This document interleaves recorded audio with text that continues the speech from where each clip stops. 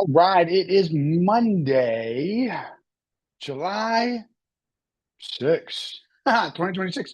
We are into Q3, and this is actually week 27 of Motivated Monday for the year. And I, kind of put together an outline, right, of what I would like to do. So, you know, before I get started today, right, I was thinking about I almost skipped my workout yesterday morning, right? Day before was July 4th. I'm sure we're all aware of that. And it was a long day. It was a great day. I woke up tired, moving, just a little bit slower. Every excuse sounded awesome, right? Sounded reasonable. Take the day off, right? I earned it. I can make it up tomorrow. But you know something? Tomorrow has never done a single workout for me. Tomorrow has never made one prospecting call. Tomorrow has never, ever helped anyone achieve their goals. So I showed up, not because I felt motivated, because I made a commitment. And something interesting happened. Hey, not only did I finish the workout, I improved. I pushed harder than expected. I went further than I thought I could.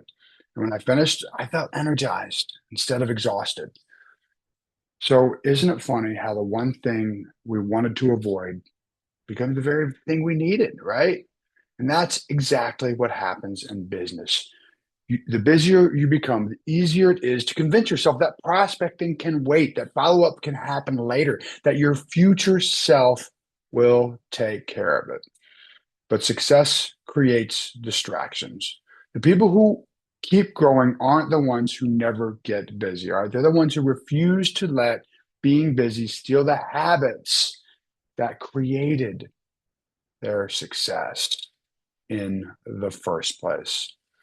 So today isn't about finding more motivation, it's about protecting your momentum because the life you're trying to build is depending on the choices you make today, right?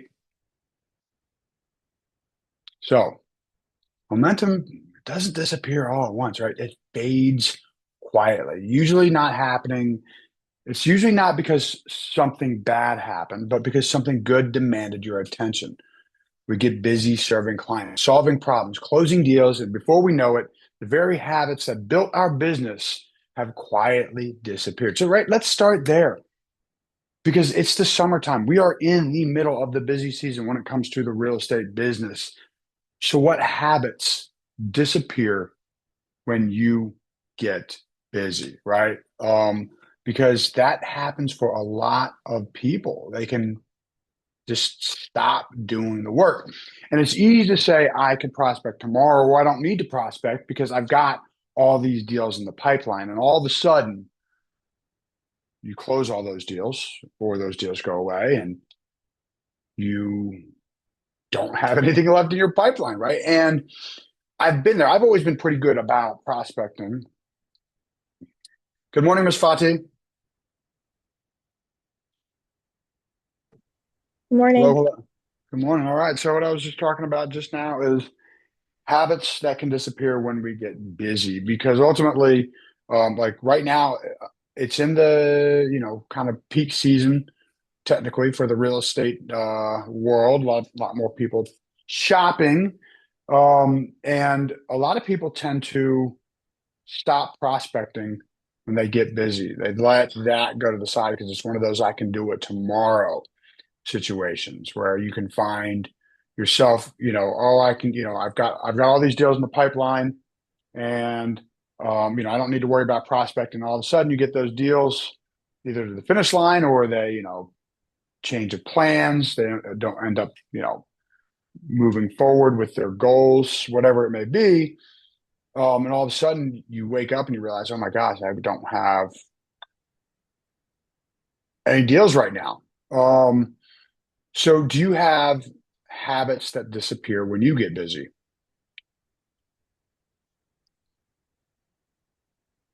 I'm not exactly sure I understand. Like, if you're busy, Like the does it make it prospecting. Like a hard? lot of people, a Like, lot of like people does it will. make it hard to I don't know, if you're busy, you're busy. Yeah, but but at the same time, you have like, and the big one that I'm focusing on here is prospecting. It doesn't matter how busy you are, you need to find time to prospect. Like that is part of the business because you can be busy, and that's why a lot of agents will see this up and down cycle in their business where they're busy, not busy, because they fail to continue to prospect. Um, and because it, you know, part of it is busy, but at the same time, too, some of it's just, oh, I don't have to do it today because I got all this going on. Um, so that's the biggest one, and right now, part of the reason I'm focusing on this right now is because we are in the busy season, and a lot of people see their business slow up big time when it comes to the fall and winter months. And so what I'm trying to implement here and help with here is to say, okay, let me make sure I continue to prospect now, so that way in the fall and winter months my business stays busy and consistent throughout the year, and sort of preparing for that part of the year rather than letting it come up and, well, it's slow because it's that time of year. But there are plenty of agents who do a fair amount of business in the fall and winter time too. Um, so I think that's one of the biggest ones that can disappear for people. But are there any habits for you that might disappear when you get busy? I mean, it's really hard to say because I'm always prospecting with everything that I do. Mhm. So, um, I think it's really challenging. But I guess since you're the one that kind of just posed the question, I mean, how do you make time for prospecting with your YouTube channel? And like how has it been for you? I mean, it's one of those. I put in the hours. Ultimately, it's like even when I'm tired. I was talking about this weekend. You know, because a lot of times the YouTube work that sort of ends up getting handled towards the end of the day. I make sure I usually start my calls at the beginning of the day, um, because that's just been the habit I've always had. So usually the calls and the follow-ups and the prospecting get handled for me. But for YouTube, yeah, there are times where I'm like, I'm just tired and I'm like, it's got to get done. No one's going to do it but me. And part of it is the momentum that it's built. And now, the expectation that I've created from myself, the fact that I have not missed a week of posting a video. Now I'm like, I don't want to, right? And so even if it's like Saturday morning is, well, it was the fourth, but typically either way, Saturdays right now are a rest day for me when it comes to the gym. So I'm not necessarily starting my workout first thing in the morning. So that gives me a little extra time in the morning. So, I sat down and I did a little bit of work, and I had to do some work yesterday too. I wanted to take this weekend off, and unfortunately I just couldn't do it. We did kind of get a little bit behind with the videos. Although I think we're about to bounce back because we're about to have two more weeks of videos completed, like today or tomorrow.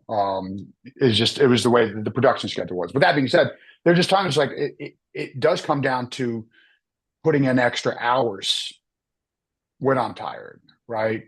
And only, I do realize that like I am setting something up for the future because ultimate goal here is to have this YouTube channel working when I'm not, right? And it's growing. And I see the long term of it, but on the front end, it's tough, and it is a lot of work. So I think it's just saying, okay, huh?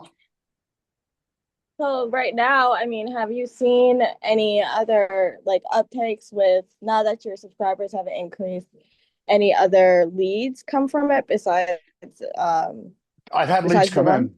Yeah, no, I mean, I've had leads come in, and unfortunately, I mean, I'm not 100% sure because they're from YouTube, but they're Google leads that have come in, and the Google traffic has ticked up. YouTube's connected to that, and it was unfortunate because I had like one lead that I thought was going to be a promising lead from it, and speaking to her, she was like, after following her a couple times, having a couple conversations, she was like, oh my gosh, I connected with her, whatever the last time was. She's like, it's crazy. I bought a house, wasn't even planning on it. I went to an open house. I don't know what it was exactly, but like, you know, so other leads are coming in. It's just happening slow. And I think part of When that was that? is, huh? When was that? That was, I mean, the when she told me she had bought was in the last month or two. Um, so that was, yeah. But the initial lead came in back in like November, October, like, and it was just, continued follow up with that. So, um, yeah, no, it's disappointing. At the same time, I think part of the problem is, I understand it's a slow build with that model. And I think part of that too is making it harder is, there's so much more content right now. Um, and I think, obviously with AI, they call it AI slop. Um, it's making it so people can produce lots and lots of content. So I think it's going to make it harder to um, continue to build that audience and build the business from it. But at the same time, it'll be like the failure rate with anything else. There's going to be lots of new people coming in doing it and then failing out, and that grabs attention.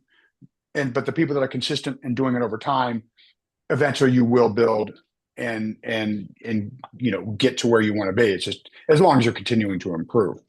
So you know, Does it so what? I was gonna say, so with your prospecting, since you're so focused on, because a lot of people say you can't do more than one thing, you got to focus on your one thing and just go after it. So Hmm. making it challenging for you to maintain your like business through, just the old, I don't want to say the old fashioned way, but just through calls and door knocking or cold calling, because it seems like the YouTube channel is taking up a lot of your time, but it's not generating a whole lot of leads, but it will in the future. So how is that impacting your business? I mean, my business is still being consistent. I've actually got a fair amount of business. The thing is I'm still doing the follow-up calls. I'm making sure that happens, right? So my business is still, I mean, I've got a fair number, obviously, of listings. I've got a couple few buyers. The longer you're in the business and you continue to provide good service, you get referral business, right? The Don and Terry, I think I told you, they referred me their son, right? He's ready to start buying, he's ready to start shopping. Um, and but it's not just him, right? Through consistent, consistently delivering, good customer service, I do get referrals. Like, so that is helpful over time, right? It helps keep the business consistent. But obviously, I want YouTube to scale my business because the goal of YouTube is to have to the point where I do have, higher, it's ISA and OSA, outside sales associate, inside sales, right? Where they're handling outbound calls and inbound calls and inbound leads and outbound leads. Like that's the goal with the YouTube channel, is to have it grow to the point where that becomes part of the model. But yeah, so it's just part of it is putting in some extra hours, but having a having my smart plans. Again, I talk about this. I was talking about this actually with one of my good friends, incredibly intelligent man. He's not even in real estate. But we were talking about decision fatigue. Decision fatigue. He was like, I brought it up. He's like, that is such a real thing. Like, having to make decisions will wear you out. And if you have to think about what you're doing, it's going to tire you out. And so having my smart plans, um, helps remove decision fatigue and allows me to continue to produce at a high level. So, ultimately, your calendar tells the truth, not your intentions, not your goals, not your vision board, right? Your calendar reveals what you actually protect. And if prospecting only happens when you find time, chances are you're not going to find enough of it. So, let's make this practical. How will you protect prospecting during your busiest weeks? And again, for me, it's having those checklists. It's having the smart plans, right? Knowing every single day I am looking at my smart plans and saying what follow-ups are scheduled. And then even moving into it's like looking ahead. Um, I wanted to take the weekend off. I wanted to have Friday, Saturday off. So what I was doing throughout the week, um, as I was, moving through the week, each day I was looking at Friday's task list and Friday, Saturday, and Sunday's task list. All right, I was saying what is coming up this weekend that might be a follow up that may have been scheduled, months ago, or accidentally fell on this one that I should handle now, or I should push to next week, right? So even when I was in a busy week and I was, um, looking to try and get some time off, I was looking ahead to say, make sure I was staying organized so something didn't sneak up on me. So for you, how can you protect prospecting during your busiest weeks? One of the reasons why I come up on this call is just to also, see what you're doing and see how I can implement it. So, you talked about your calendar. What does your calendar look like? I mean, so again, smart plans. Smart plans are one of the biggest things I do. It's like it's that way I can open it up and say, here's what I've got to do for the day. Let me see here. Let me see if I can pull up Lofty here real fast and see if that comes up. Um, and I mean, like, okay, so today I'm going to go to a screen share here. Share, do a quick screen share. Share. So if you look at my task list today, right, I've got I got today 16 tasks to do that are set up, right? And then I've got an offer came in over last night, so I got to handle that. Um, Speaking of, maybe pumping the brakes on relisting Foster, I got to talk to Brett. Um, so we'll go from there. But so this right here, this is my calendar, right? And then of course I have my paper calendar, and I put everything on my paper calendar, my phone calendar. So I say, okay, here are the things I know I need to do. Here are the things that are going to be time sucks for me. But um, yeah, it's just putting it on the calendar. But my smart plans, that's the biggest thing I do. That helps keep me organized and helps keep me moving forward. Especially again, as you are prospecting all the time, you can add 100 people to your phone, but you know if you don't have them on some sort of follow up plan, then you're going to forget about them. I just was reading the happiness. What's the title of the book? Whatever. Anyway, the book that I'm reading right now. One of the things they talked about. I don't know if it's this low, but they say that people will remember like one in every 100 pieces of information you get them. So if you give them, so if you put 100 people in your phone, you're only going to really remember one of them more than likely, right? I mean, you might, and I think it's probably you can remember, the important ones, but still important things like things will slip through the cracks. I specifically, I had a call come in the other day, and I was like, oh my gosh, he said, Tony, I'm basically ready to buy um, and in the next 3 months, someone I've been following up with since 2019 from a cold call. And then I forgot. I was like, who called me? Right? It was a couple days go by. I was like, and I couldn't remember. Right now, I still can't, I can almost remember his name. I still can't remember his name right now, but I know someone called me. But I know for a fact I went into Lofty, plugged in the information, and I already connected them to Matt and Ben. So I can actually go back to and Matt already got him started on the pre-approval. In fact, no, I think he already got him through the pre-approval. So if someone's gotten through the pre-approval, that's a big deal. Oh yeah, Fernando, there we go. Right. But had I not plugged him in or had I not connected with Matt, I would have forgot his name, and I'd be like, and that would have been someone who slipped through the cracks. So again, and so he's just on a follow-up, so I don't have to think about it later. Um, so that's one of the biggest things I do, and because I started with such a small database, um, it was easy to build those habits from the beginning. You know, um, And that's, I think, incredibly important. The more you build on those habits, before you start those habits, it's harder when you start, and more intimidating, I think, when you start from a, with a large database. So, but business is only one part of your life, right? Like the goal isn't just to build a successful career; it's to become the person, it's to become the person capable of sustaining that success, and the habits you protect outside of work often become the foundation of everything you accomplish inside of work, right? So, What do you mean by that? The habits outside of work. who you want to be. We're not just here to work, right? Mhm. It's your personal life too. Like, because ultimately, again, the happiness perspective. There we go. Thank you. One of the things they talked about in there. It's not just like why is Google so successful? Um, or these other tech startups, not just tech startups, but you see the model kind of implemented in these kind of tech startups where they have the basketball court, or the ping pong, or tables, or the video game rooms, where the employees are like, hey, go take a nap, right? Like it's okay. You don't have to be this workhorse 24/7.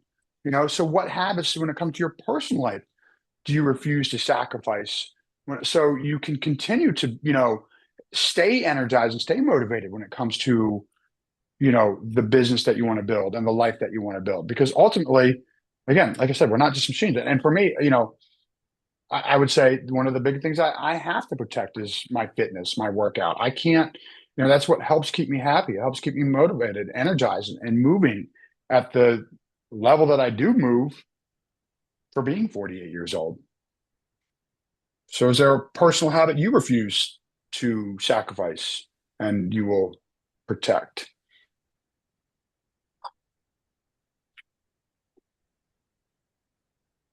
We're in different places with our business. So for me, it's become really hard to maintain certain things. And like, because right now my business is not as busy as I would hope to be. And like my leads that I had, like one had to go through the police academy, and all these other things. So for me, I'm just like stressed right now. You're stressed? Well, and that's Yeah, I'm normal. I completely mean, stressed, and it's hard for me to maintain anything right now because of all that. Like, it's very lonely and very stressful.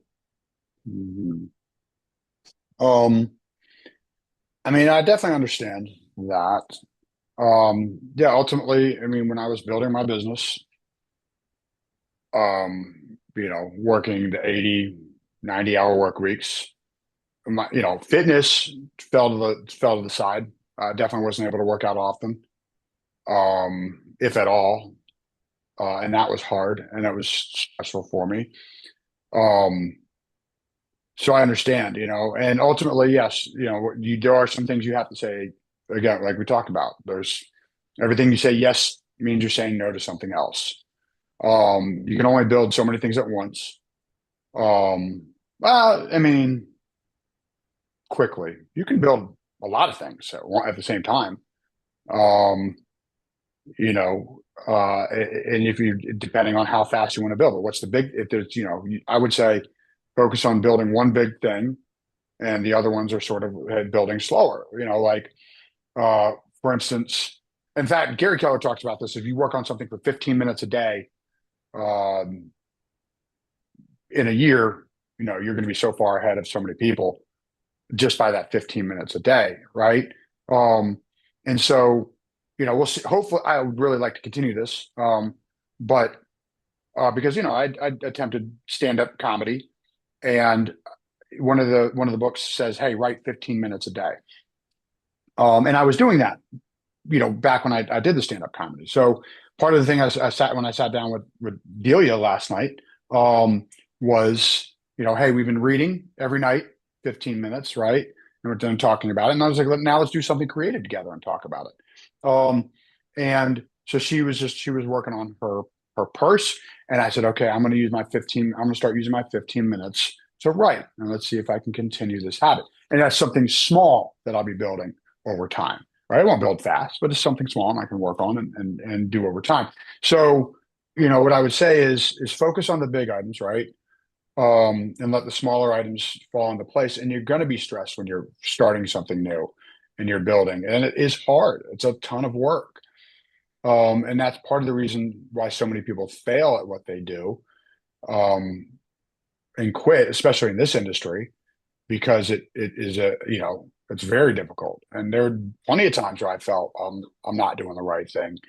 Um, it happened with cold calling, where I was like, I'm not How done doing do something. you, like right now you're in a different place in life, but I mean, what did you do back then? Like, and right now you're also doing your YouTube and your prospecting. So, like, Yeah. And I so feel like, what part of that is balance and also maintaining like never mind. But yeah, like what is that?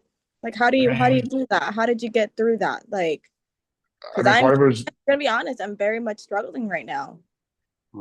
um, part of it is just putting one foot in front of the other, um, and staying focused, I mean, because I was staying with cold calling, like, there was a time when I was like, I felt like I'm doing all the things wrong, and I was like, it's not working. There's a part of me that's feeling that way with YouTube right now.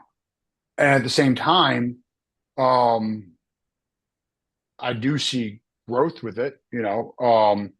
I see improvements, and I think just over time, I just it needs again. It's something I just need to build that audience, build that, you know, those viewers, and then get the leads. It's just going to take time, and I think this has become harder just because, again, the amount of content that's being pushed out right now, right?